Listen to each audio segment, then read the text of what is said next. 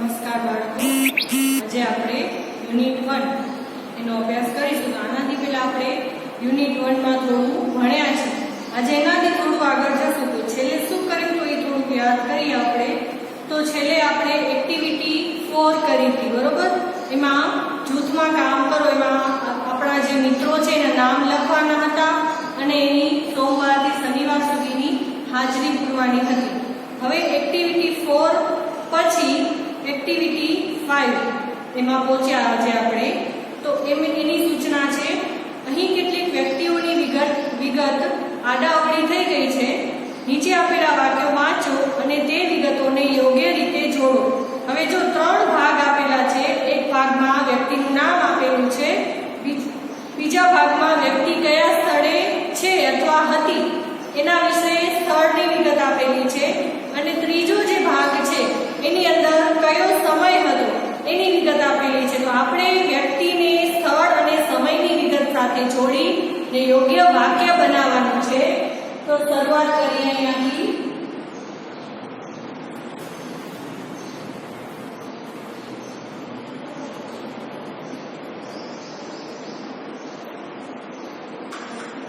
Activity 5. હવે માં જો નંબર 1 છે ને એનું વાક્ય જોડેલું છે. નંબર 1 માં આપ્યું છે at the circus last night, બરોબર? જો હું અહીંયા લખું છું at, થોડી પછી જગ્યા મૂકી at the circus last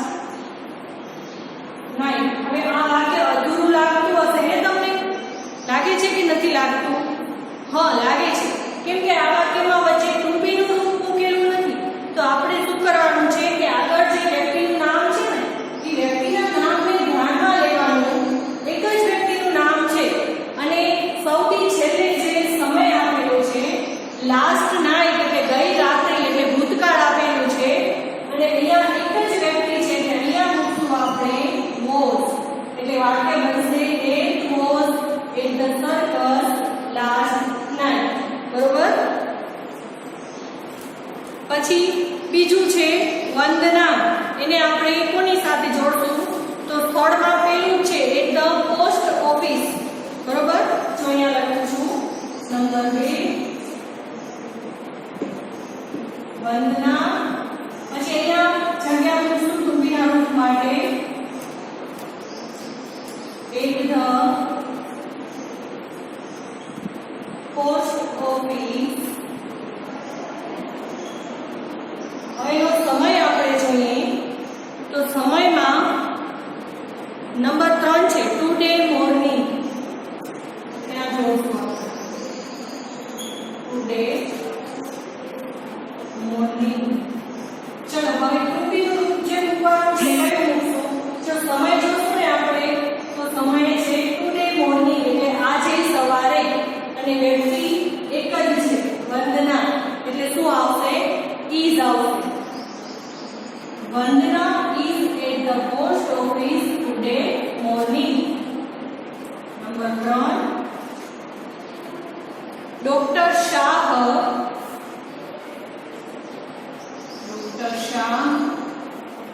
ટુબીના રૂપ માટે જગ્યા છોડીશું. પછી એને આપણે ક્યાં જોડીશું?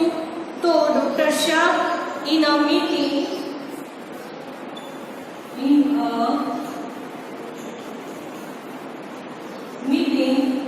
અને સમયનું જોઈએ તો લાસ્ટ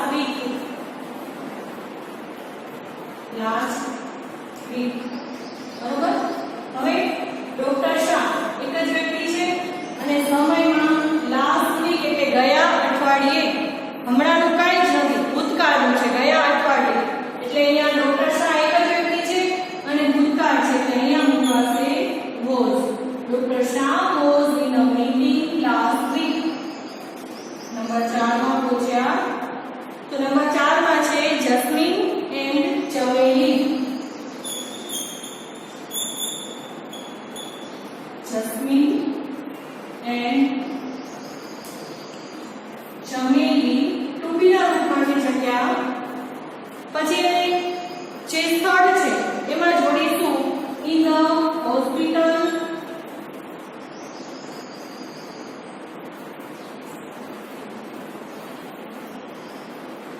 અને start on Monday.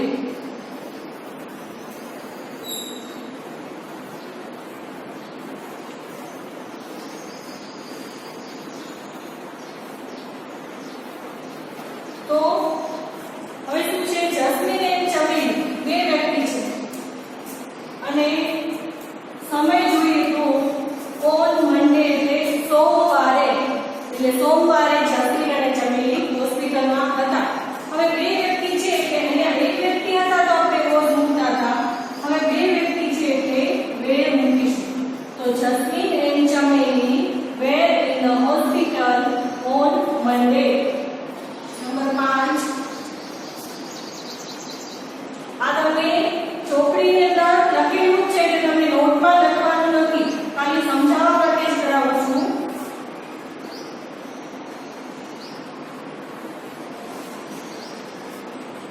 5મા નંબરમાં છે મિસિસ વાઘેલા.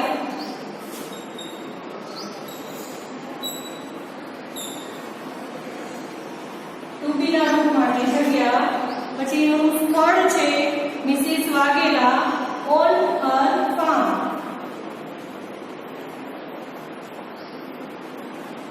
અને એનો સમય last Sunday.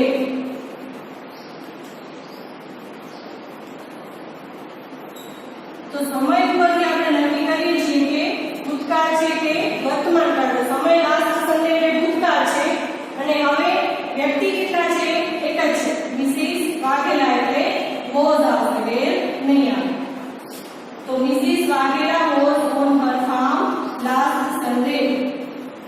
Number 6, Bharti and Kalpesh.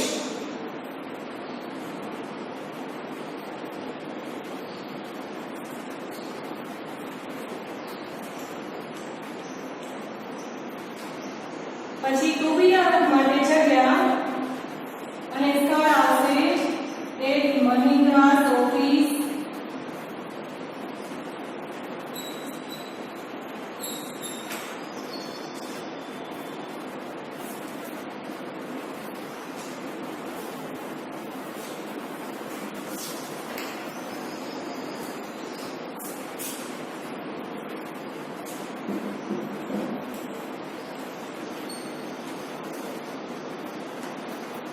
અને સમય આવશે યસ્ટરડે.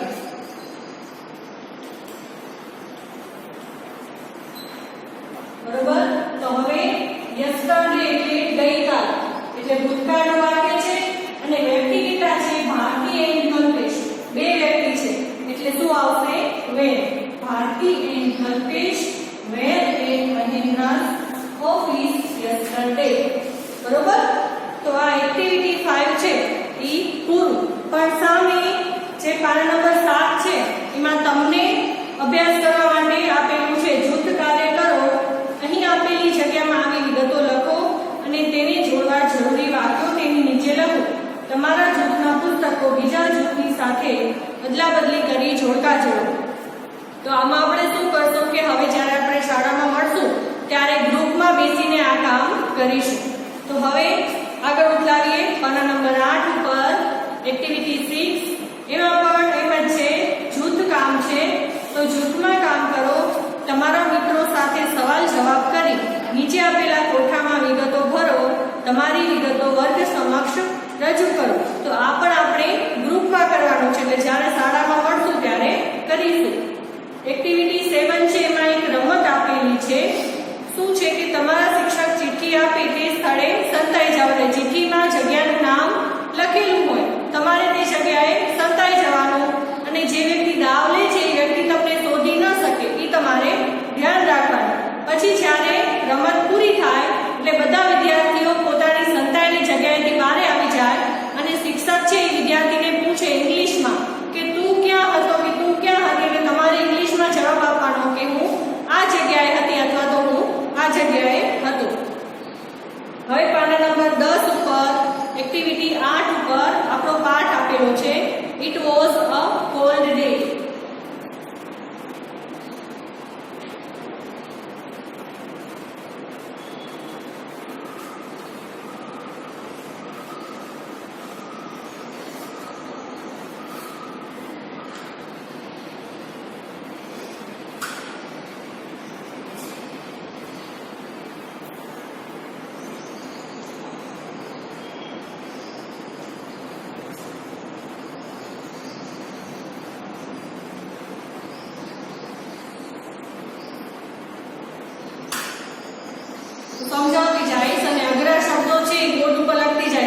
તમારી નોટમાં લખતું જવાનું. તો શરૂઆત કરીએ. It was a cold day એટલે એનું ગુજરાતી શું થાય કે તે ઠંડો દિવસ હતો અથવા તો ઠંડીનો દિવસ હતો.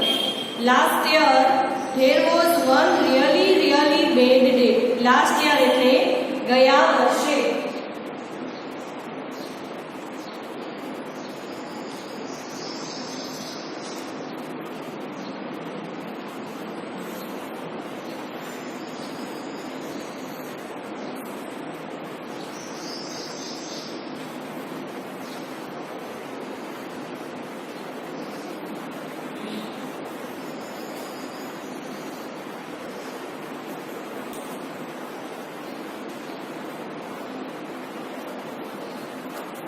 There was one એટલે એક. રિયલી એટલે સાચે અથવા તો ખરેખર. બેડ એટલે ખરાબ. જો બેડ છે તો બે સ્પેલિંગ છે. આનાથી પહેલા આપણે એક્ટિવિટી 1 લખી હતી ને એમાં બી બેડ લખ્યું હતું એટલે એનો અર્થ કલર થાય.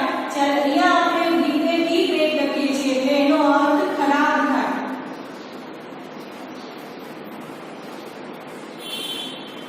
બેડ ડે એટલે ગયા વર્ષે એક ખરેખર એક ખૂબ ખરાબ દિવસ હતો.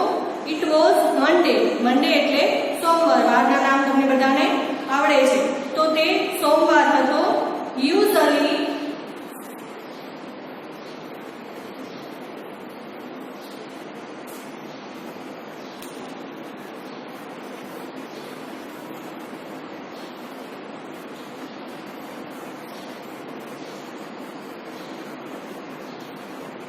એટલે ઘણું કરીને અથવા તો લગભગ. There are about 25 students in my class, but that day એટલે લગભગ મારા વર્ગમાં 25 વિદ્યાર્થીઓ હોય છે પણ તે દિવસે there were only 5 students. તે દિવસે ત્યાં ફક્ત 5 જ વિદ્યાર્થીઓ હતા. It was really cold. તે ખૂબ જ ઠંડી હતી. It was raining a lot. Raining એટલે વરસાદ પડવો.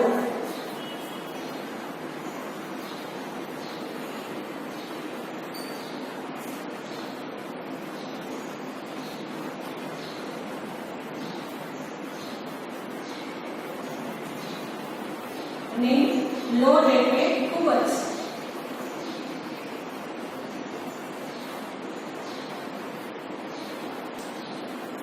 તો તે દિવસે ખૂબ જ વરસાદ હતો. It was dark and grey outside.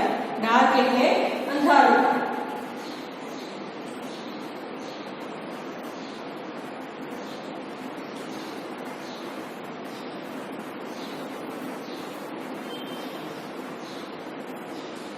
તો આટલા લખાઈ ગયા બધાના. હવે એની આગળના છે આને બગાડીને લખું છું બીજા.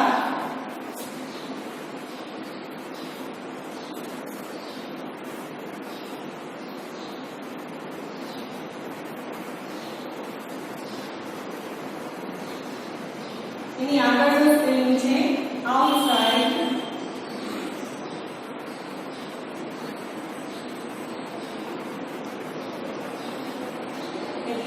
બહાર.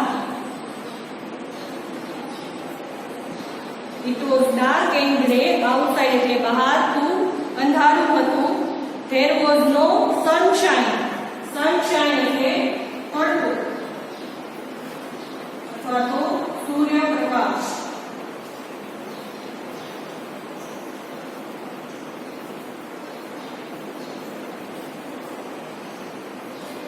There was no sunshine એટલે ત્યારે તડકો ન હતો. I think the students weren't at school because they were sick. I think એટલે મને લાગ્યું the students weren't at school વિદ્યાર્થીઓ શાળામાં ન હતા. Because એટલે કારણ કે.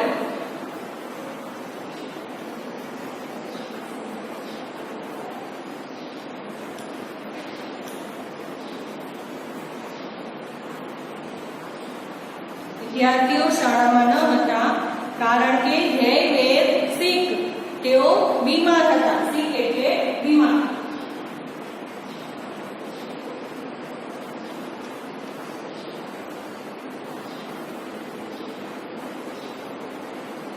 they were at home. તેઓ ઘરે હતા. મે બી ધે વેર ઇન બેડ. મે બી એટલે કદાચ, ધે વેર ઇન બેડ એટલે કદાચ તેઓ પલંગ પર હતા. Mr Joshi is our class teacher એટલે શ્રીમાન જોશી અમારા વર્ગ શિક્ષક છે. He is always at school. Always એટલે હંમેશા.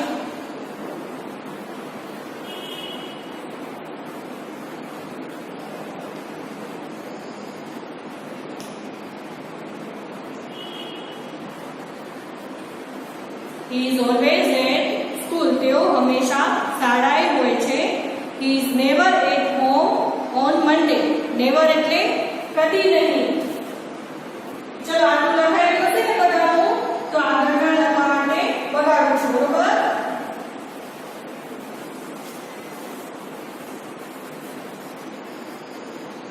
ઓલવેઝ એટલે હંમેશા અને નેવર એટલે ક્યારે નહીં અથવા તો કદી પણ નહીં. એકબીજાના વિરોધી શબ્દો પણ છે.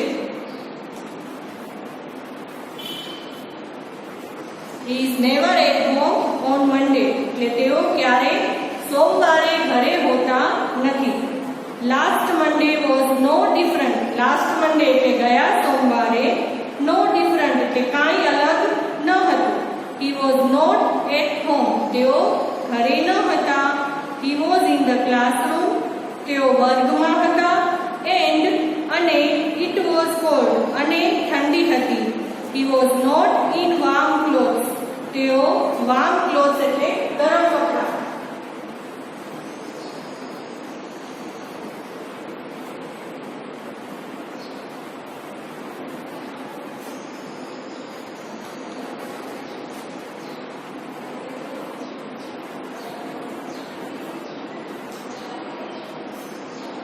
તેઓ ગરમ કપડામાં ન હતા એટલે તેઓ ગરમ કપડાં નહોતા પહેર્યા. In fact all the students felt cold. In fact એટલે હકીકતમાં, ઓલ ધ સ્ટુડન્ટ એટલે બધા વિદ્યાર્થીઓ ફેલ્ટ કોલ્ડ ઠંડી અનુભવતા હતા. ઇટ વોઝ ફ્રીઝિંગ એ ખૂબ ઠંડી હતી. The school was like a refrigerator. Refrigerator એટલે ફ્રીજ. તો શાળા છે એ રેફ્રિજરેટર જેવી લાગતી હતી. Our room was like a freezer અને અમારો રૂમ રેફ્રિજરેટરની અંદર જે ફ્રીઝર આપેલું હોય એના જેવો લાગતો હતો. એન્ડ અને Mr Joshi was like ice અને શ્રીમાન જોશી છે એ બરફ જેવા લાગતા હતા. The small class was cold cold cold. નાનો વર્ગખંડ ઠંડી ઠંડી ઠંડી જેવો હતો. It was raining heavily. ખૂબ જ વધારે વરસાદ થયો હતો. I left the school early. હું શાળાએથી વહેલો નીકળી ગયો. હવે સામે પાન નંબર 11 ઉપર ફકરો છે. The rain stopped at night. વરસાદ રાત્રે બંધ થયો. Next day the sun was shining. Next day એટલે બીજા દિવસે. સન વોઝ શાઇનિંગ એટલે સૂર્ય ઉગ્યો. So everything was okay. તેથી બધું બરોબર હતું. There were 25 students, not only 5. હવે વર્ગમાં 25 વિદ્યાર્થી હતા, ફક્ત 5 ન હતા. But where was Mr Joshi. પણ શ્રીમાન જોશી ક્યાં હતા? He wasn't there. તેઓ ત્યાં ન હતા. He was at home sick in bed. તેઓ ઘરે હતા, બીમાર હતા અને ખાટલામાં હતા. તો પાઠ સમજાણો બધાને. હવે પાઠ ઉપરની ખાલી જગ્યા અહીં નીચે આપેલી છે. ઘટનાને આધારે ખાલી જગ્યા પૂરો. તો ખાલી જગ્યાના જવાબ છે હું અહીંયાથી બોલતી આવીશ. તમને પાઠ્યપુસ્તકમાં પેન્સિલથી લખવાના છે અને એના જવાબ સાથે સાથે હું બોર્ડ ઉપર પણ લખતી આવીશ. તો આટલા જે બે સ્પેલિંગ છે બધામાં લખાઈ ગયા ને? આનાથી પહેલાના હતા એ પણ બધામાં લખી આવવા છે.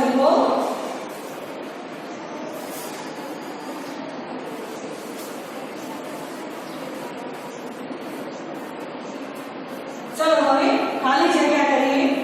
તો પેલી ખાલી જગ્યા છે ધ વેધર વોઝ ખાલી જગ્યા એન્ડ રેની. વેધર એટલે વાતાવરણ અથવા તો હવામાન. હવામાન કેવું હતું?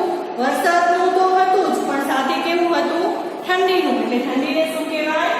Cold. The weather was cold and rainy. પછી number 2, it was dark and ખાલી જગ્યા. તો dark and grey outside.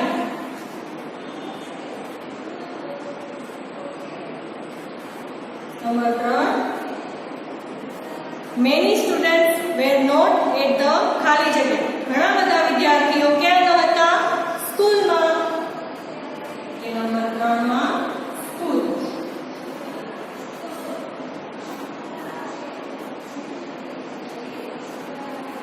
Number 4 there was no ખાલી જગ્યા. વરસાદ પડ્યો તે દિવસે શું ન હતું? તડકો ન હતો. તે જવાબ આવશે sunshine. Number 5 lots of students ખાલી જગ્યા sick at home. ઘણા બધા વિદ્યાર્થીઓ ઘરે હતા. તો હતાનું શું થશે? were. Number 6 Mr. Joshi was at home ખાલી જગ્યા. તો શું આવશે? sick in bed.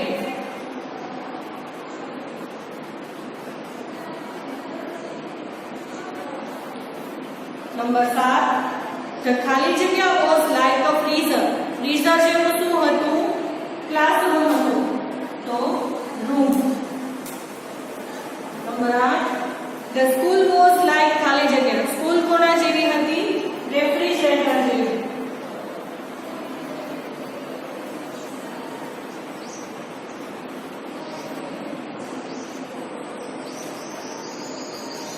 Number 9 the ખાલી જગ્યા stopped at night. રાત્રે શું બંધ થયું? rain એટલે વરસાદ. અને નંબર 10 Mr. Joshi was ખાલી જગ્યા next day. બીજા દિવસે મિસ્ટર જોશી ક્યાં હતા? ઘરે હતા. એટલે જવાબ આવશે at home. બરોબર. પાના નંબર 12 જોઈએ. તો પાના નંબર 12 માં છે નીચેના વિધાનો સામે ટ્રુ અથવા ફોલ્સ લખો. તો આપણે હમણાં જે સ્ટોરી જોઈ એ સ્ટોરી ઉપરથી જ વાક્ય આપેલા છે. તો એ વાક્યમાં સાચું અને ખોટું, સાચું હોય એના માટે ટ્રુ લખવાનું અને ખોટું હોય એના માટે ફોલ્સ લખવાનું. તો આ ખાલી જગ્યાના જવાબ બધાના લખાઈ ગયા હશે. હવે એની આગળ જોઈએ ટ્રુ અને ફોલ્સ.